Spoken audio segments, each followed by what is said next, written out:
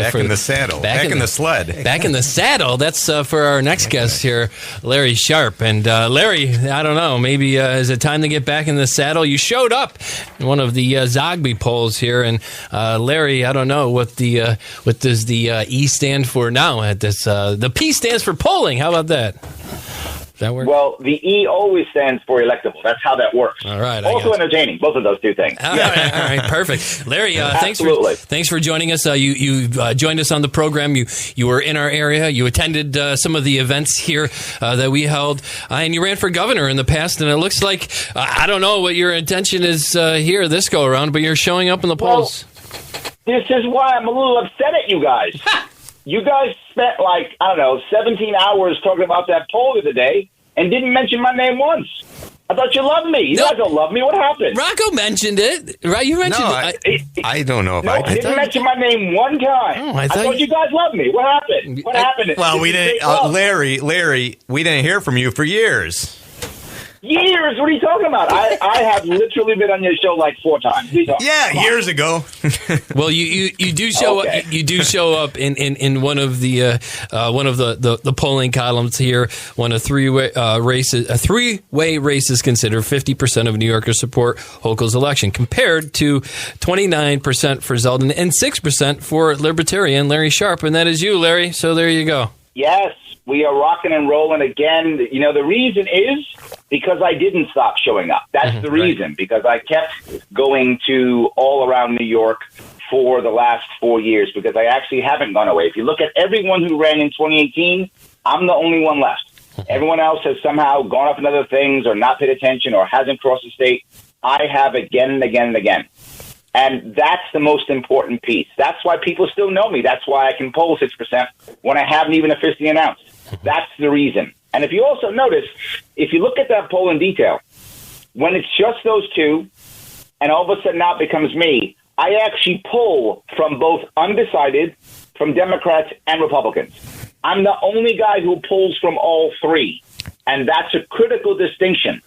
That means I'm the only guy who can create a coalition to actually change New York. Nobody else can. Yeah, which may go to another statistic in the poll. Nearly 1 in 5 surveyed, 17% have left their political party in recent years, are now independent, non-affiliated voters, and they may be looking for a new home, Larry. So, yeah, why do you think... Why do you think? More than one way. Looking for a new home physically to pack up and leave the state, and also for a political home coming to me. And my goal is I want you to stay in New York. If you remember when I talked, the number one thing I focused on was making happy New Yorkers so they would stay here. I said if I won the election, I would without question focus on one metric to say if I'm winning or not, and that is, did I stop the bleeding of New Yorkers leaving this state? If I didn't, I would be a failure. And if I did, I'm winning.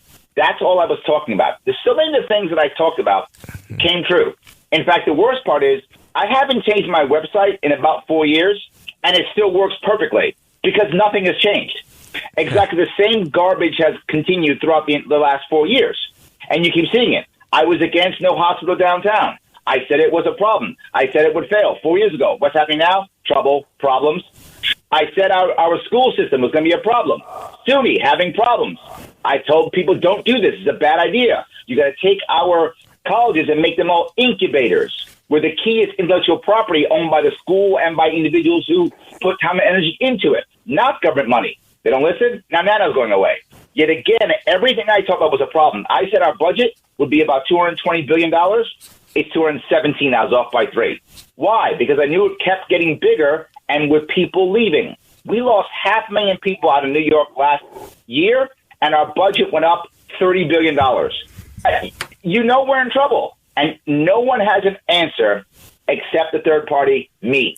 So, no one else has an answer. Everyone else goes, same old thing. Larry, Hochul just says the same old thing, and Republicans, I don't know why they didn't show up. So, Larry, here's the issue. A few moments ago, you said you would judge your success on whether you stop the bleeding of people from New York State. So, if you succeed, you'll stop it, and maybe you'll grow the population and attract people to New York State, or at least keep it steady, stop the bleeding, like you said.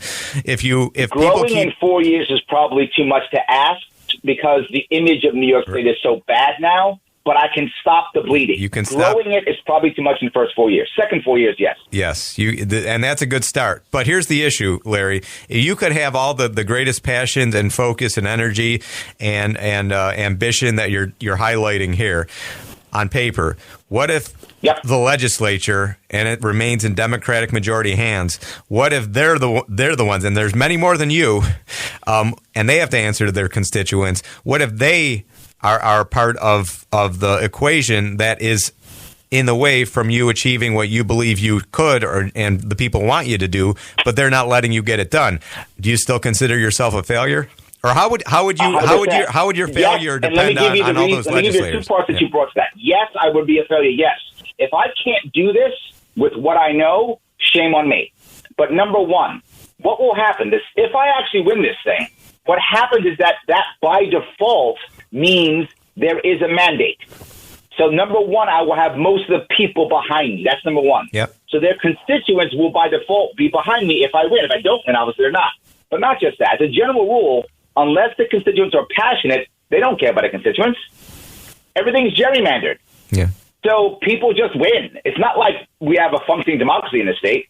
With gerrymandering, the red win in the red areas and the blue wins the blue areas. It just depends on who the parties put up. So that's not really an issue. But the more important piece is, once I win, I can guarantee you, and I'll say it here on the show, people will turn libertarian. Now, not enough in the assembly, but enough in the Senate to where I'll be the swing vote. All I need is 4, 5, 6 people in the Senate to turn libertarian, and they will, because now they'll have some actual power. Now they'll be able to actually move things, and will actually pass laws, and not just do executive orders and budgets. They'll actually be able to govern. So some will. So I will control the Senate, and I will control the governor's house. I won't control the assembly. You are correct.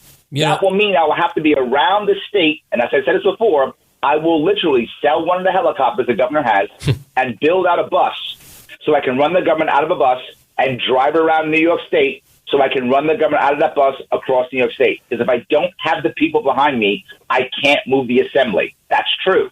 And that's how I fix that. Because if I go into those districts and people aren't doing what I'm saying, and the assembly isn't doing what I'm saying, I'll just sit in your district and badmouth you for 3 months until you do. Larry, no the number one issue on that was listed in that poll, and we have heard this repeatedly, is the high taxes in New York State. That's the reason people are leaving.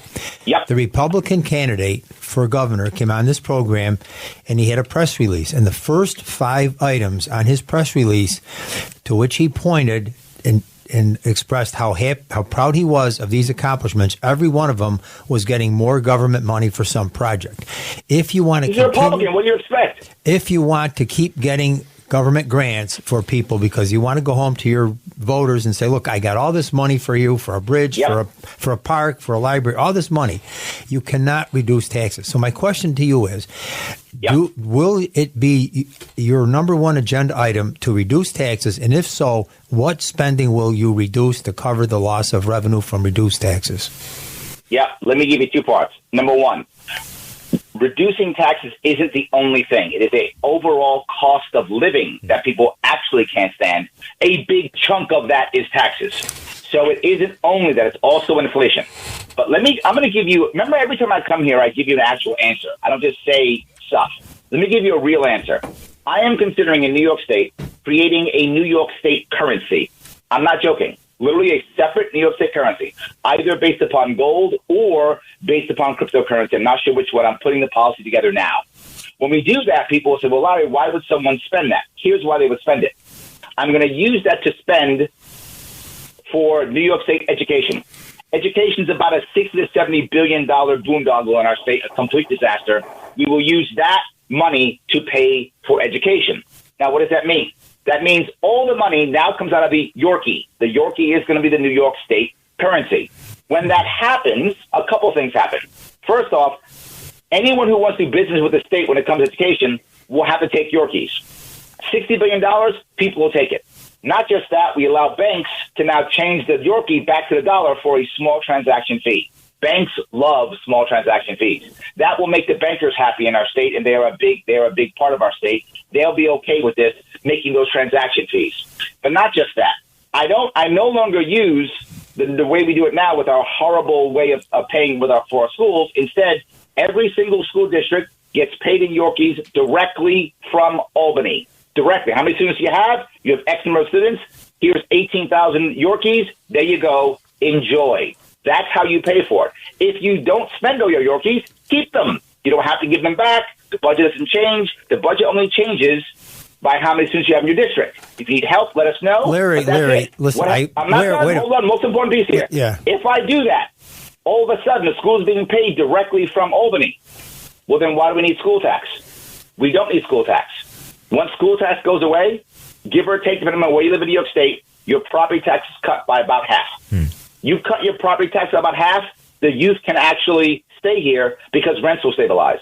The people who are retirees can stay here because they don't have to worry about such high costs for their homes, and they can spend their pensions here. All of a sudden, things change. That is a big idea that makes big changes right away. So you would not propose to reduce the income tax? No, not yet. And the reason why you can do that. And again, if you remember my plan from last time, was reduce the income tax within the first 2 to 3 years. Now we probably have to wait 4 years or 6 years, and we can actually eliminate the income tax. The way we eliminate the income tax is by two things. One, creating a New York State sovereign fund similar to what Singapore does or Norway does. That would help pay for Medicaid, Medicare, which gets that out of our budget, and dealing with the pension bomb and negotiating that out, which that will take at least 4 years to negotiate that out. Those two things happen, we can easily reduce our budget and get rid of our state income tax. We got to get rid of both of those two.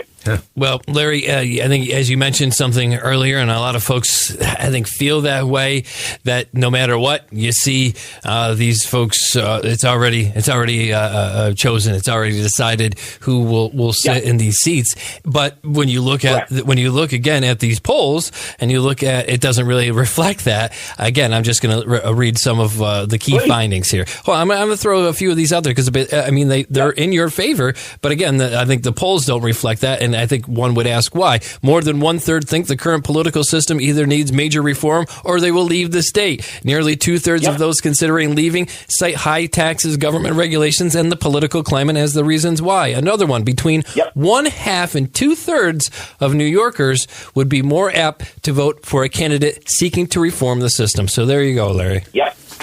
100%. I think all of it's in my favor. The problem that I'm having, which is any third party has, right? Which is why we have to get out there and make ballot access reform. We have to have open primaries. We got to have ranked choice voting. We got to make changes where a third party has a chance.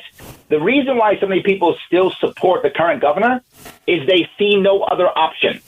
Right. The Republicans in this state, in a statewide election, don't exist. They win locally all the time. But statewide, they don't exist. There is no chance of victory, no chance of doing anything, and they know that. That's why they don't care. They're like, Hochul, she's as bad as Cuomo, whatever. That's what they're doing. When they see hope, they will change. I have to be better at getting my name out so that people see hope and go, this is the guy, let's vote for him.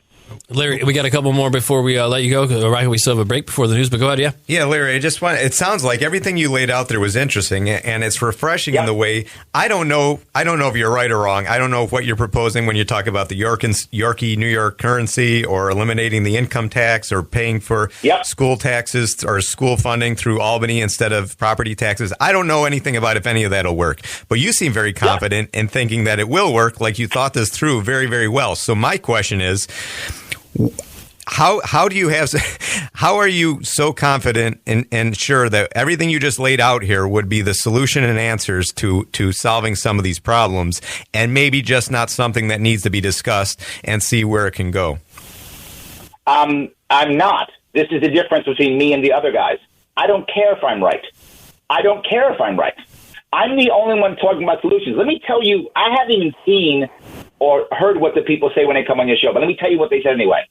The Republican came on and said, Hochul bad, Democrats bad, see, vote for me, they bad, I'm smart. That's what he said. And the Democrats come on and go, Republicans bad, be scared of Republicans, vote for me. All I do is say, I have answers. If I'm wrong, awesome. At least we're talking about answers. If you have a better answer, I'm in. Let's do this. Now, right now, everyone's talking about Joe Rogan. I was on Joe Rogan last time when I ran. And at the end of that interview with Joe Rogan, he asked me, he said, Larry, where do you get your policies from? I said, me and my team, we make them. We find solutions. He said, you got to lock those policies down. I said, why? He said, well, people will take them. I said, take them. I don't have to run them. I can go back to my family. I don't have to run. Fix my state because I don't want to move. I don't care. And the sad part is my policies have been on my website for 4 years, and not one Democrat, not one Republican has taken them, called me, or even tried to fix anything. Why? They don't have to. They don't want to. So you're right. I may not be right. Maybe my ideas are wrong, or maybe be tweaked or fixed. Amen, brother. Let's fix it. Yeah, Let's fix my state so I don't have to move. Mark, I just want to add to that. I mean, the old adage is, if it's not broke, don't fix it. Things are broke. We need to try to fix it. So I think Larry's but not for the elites. They're doing just fine. Mm-hmm. Mark, go ahead. They're all making money. They're all doing well. They're all getting wealthy. And they're all moving out of New York. State are doing just fine. Yeah. And they're all moving out of New York. At some point, yeah. This is what I heard what you said about Yorkies and different ways to fund things. That will be too complicated for the average person to follow or understand. What I didn't hear, and what people I think would understand clearly, is if you identified areas where you would cut spending. You haven't identified any areas. You come up with different ways of funding things, but you haven't said, I would reduce this, I would cut back on grants, I would cut back in this area. And you have to cut back on spending. Why does a state like Florida have no property tax or no income tax? They have no income tax, and they had a budget surplus before COVID, before everybody got money from the federal government. They had a budget surplus. New York has the highest tax in the state, and yet we have a budget deficit because they spend too much. And I didn't hear you say one thing about reducing spending. I literally just told you, you're incorrect. I literally just told you that when I add the Yorkie in, and now that becomes those dollars, we just take $60 to $70 billion off of our budget. I then told you a plan to eliminate our state income tax. You cannot just end spending. Because if you do that, we will just go into more debt. The state's hundreds of billions of dollars in debt already. Just cutting spending will just mean someone else pays for that, or we go into more debt. We have to change the system so that we have a lower budget. My goal isn't to cut taxes. My goal is to actually provide, for the first time ever, in my lifetime, actually provide surpluses to the counties so they can cut the taxes locally as they see fit. I want to end the big state taxes and allow local communities to actually be able to fix their roads and or give back money to their people or whatever's appropriate in their world. I'm about localism. So if I cut out the large budget items, all of a sudden, imagine at a county level, if there were none whatsoever unfunded mandates. Yeah. That would change everything locally. Mm-hmm. That is my goal. Cutting spending, anyone can say that. That's a thing people talk about all the time, and they're not going to. If you don't change the system, all you do is create more debt.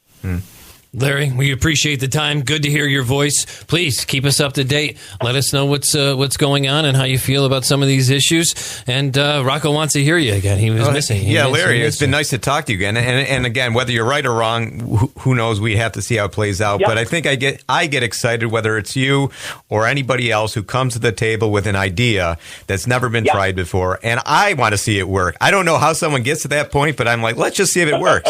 And you're right. But people don't try those out of the box ideas, and that's unfortunate because you never know if they would work or not. Well, but I'm not saying that you should be allowed. I'm not vouching for you. About ideas that will work. That's the most important piece. Yeah. Yeah.